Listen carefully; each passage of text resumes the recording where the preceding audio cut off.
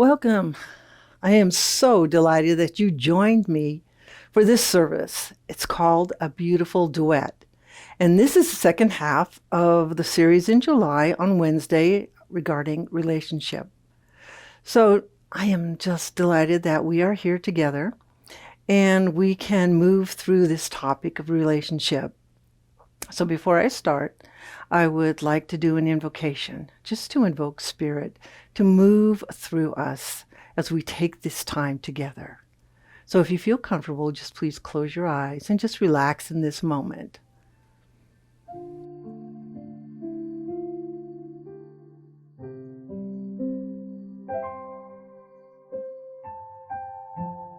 Just breathing in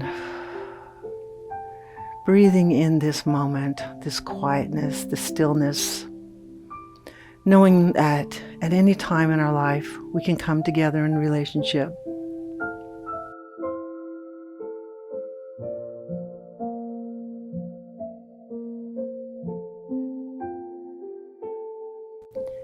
As a partner, as a family, as a stranger, just meeting each other with that eye contact, knowing that we are all individuals, yet together we are one. And we come together in this beautiful dance of life.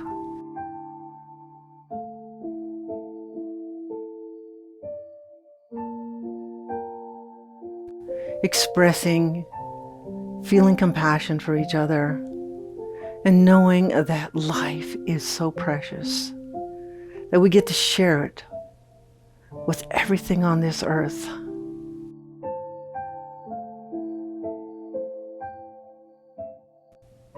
So right now, I am just in this moment of gratitude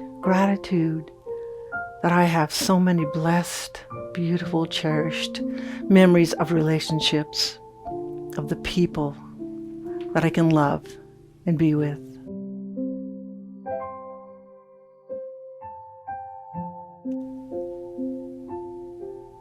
So right now, I just simply let this be. I let it go on a breath, breathing in and breathing out. And so it is. So I named this service A Beautiful Duet, because before we can actually go into a mutual loving relationship, we have to know ourselves. We have to know how to relate to each individual that we come in contact with.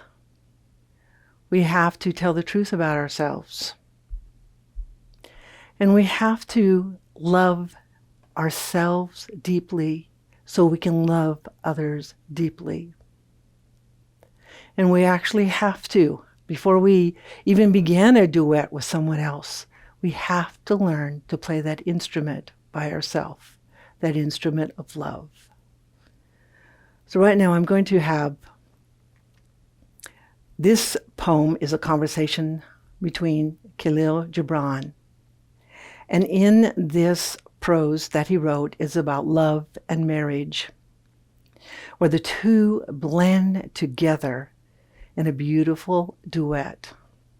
They intertwine in an exquisite dance of freedom and togetherness. So join me for a conversation with Khalil Gibran.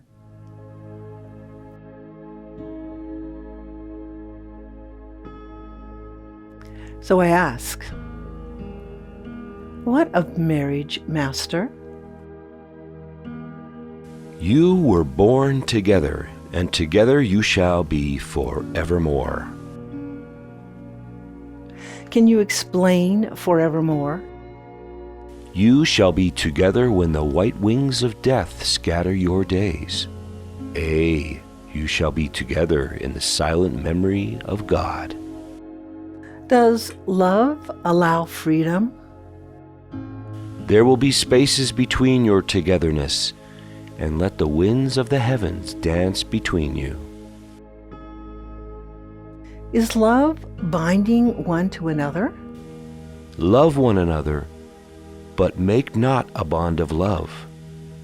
Let it rather be a moving sea between the shores of your souls. How do we connect as one but keep our identity?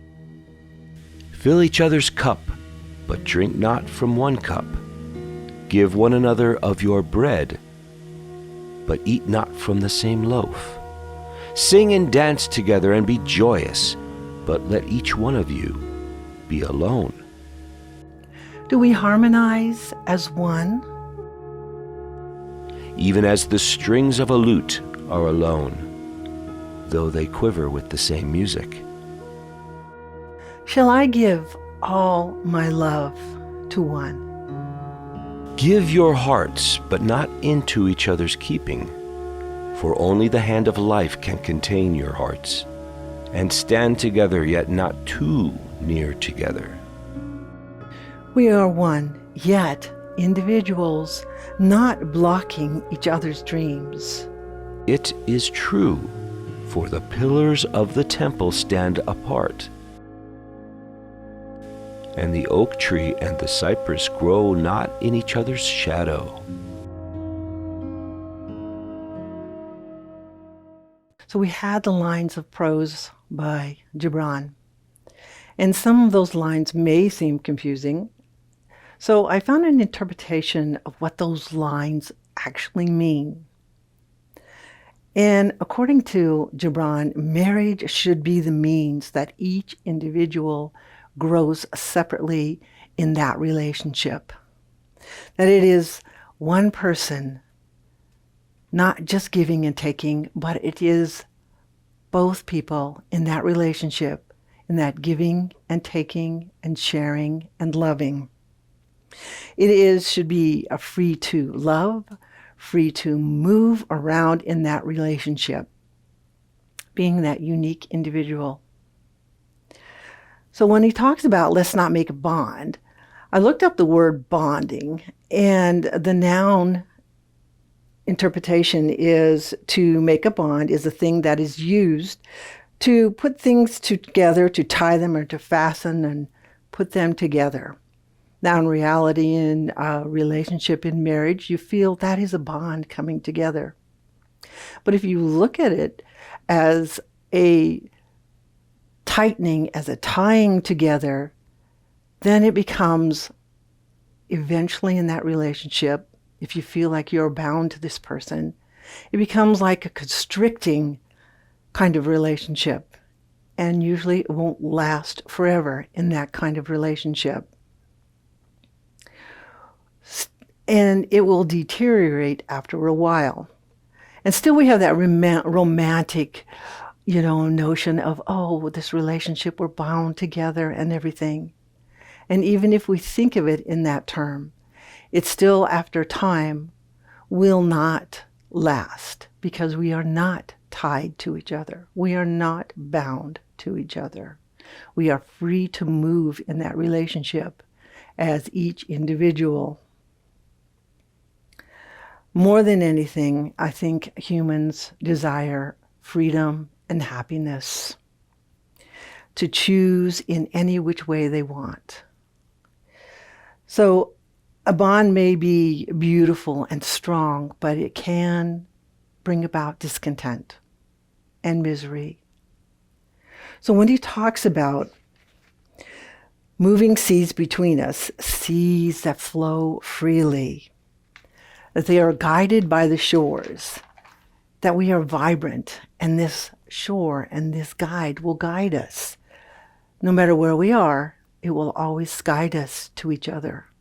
No matter how much separation there is between us, if love is present and we feel that joyous love of coming together, then these shores will find us and our souls will always, always meet together.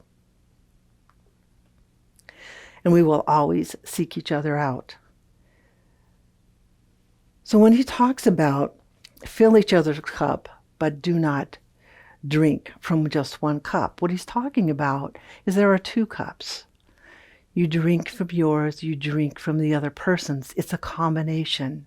It is not just drinking yours and then drinking from them, making them feel empty. It is a give and take, and it is a sharing, and also with the bread, partaking of both of you, not emptying each other's life, but not being selfish. It is a give and take. It is share in this kind of relationship. And that is kind of a savior to a relationship. It's that freedom of separation, but still being close to each other and finding that music within each other no matter where you are. So when he talks about the singing and dancing together and being joyous, people in love sometimes think that they should be, when they're first together, well, I have to be with this person all the time. And that becomes a little bit suffocating after a while, because that isn't the reason for freedom in a relationship. You have to, after a while, say, you know what? This is what I'm interested in, and I know you're interested in that. We can go our separate ways, but we still can be close. We can have that space between us, but we know that no matter where we are, we will always be close because we love each other. And we've given each other the right to be free in this relationship without any binding, without any binding to custom, tradition, family, marriage, children. It is just a free-flowing relationship of love. And then he talks about the oak and the cypress, those tall, strong, beautiful trees, and how each one is grown individually. But if they are put together, then one falls in the shadow of the other one. And when that happens, it won't exist anymore. We cannot stand in somebody else's shadow, be that shadow for them. We have the space, give them the space to open up and shine brightly with their own light. Because we can't cast what we believe is true for them and shadow them with maybe fear or guilt. We have to give them that space. So we stand apart. We give each other space. So when we always stand next to that other person, but there is a space between. A space that allows for other person to grow and to become more and more of who they are. And that is how relationships are meant to be, and how they will always last. If you give that kind of love, if you give that kind of freedom. And what's interesting about this poem, because this prose was written 100 years ago, Gibran was more like a feminist. He did not put a gender on this poem. He didn't say he or she. So a long time ago, he realized the rights of women, the rights of men in coming together in relationship and love. So I am so delighted that you are here with me tonight to listen to this beautiful prose by Gibran and to maybe get a different slant, even 100 years ago, on what relationship is and how it can last if we give each other that freedom in that partnership, if we respect that other person, that individual, and let them be who they are meant to be. So thank you. And so it is.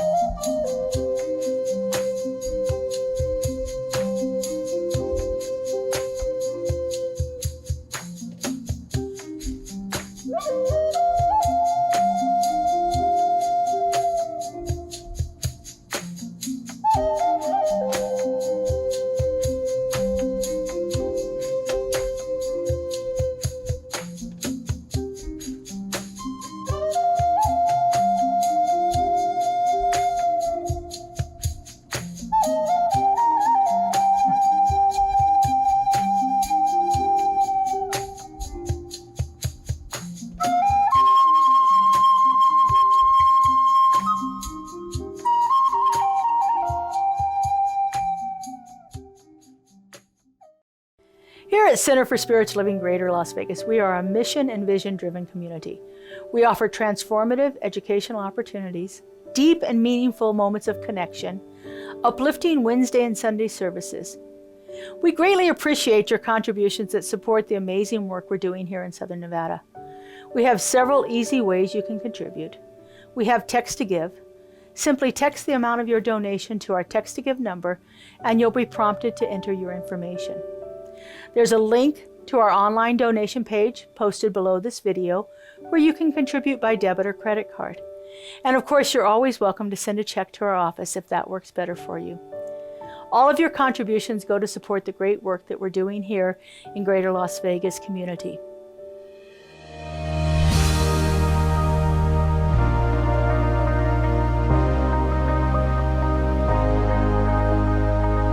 The monthly publication, Science of Mind magazine, is a treasure to be read and contemplated. Along with in-depth articles, there is a day-to-day spiritual support to be gleaned from its daily guides. Licensed practitioner Lynn Frankenberger hosts Adventures in Faith every Tuesday at 11 a.m. on Zoom, and you're invited to join in. This is a weekly group discussion that focuses on those daily guides and how to apply them. Check Facebook and our weekly newsletter for more details. CSL Greater Las Vegas brings you much of your favorite spiritual music every Friday at 7 p.m. with spiritual soundscapes. Enjoy performances from CSLGLV vocalists along with special guest singers. It's music for your soul. Subscribe to the CSLGLV YouTube channel to get a convenient link sent to you for each musical performance. At CSL Greater Las Vegas, it is our mission to inspire spiritual discovery through community connection, exploration, and celebration. This mission supports the all-inclusive vision of Centers for Spiritual Living worldwide, in which we envision a world that works for everyone and all of creation.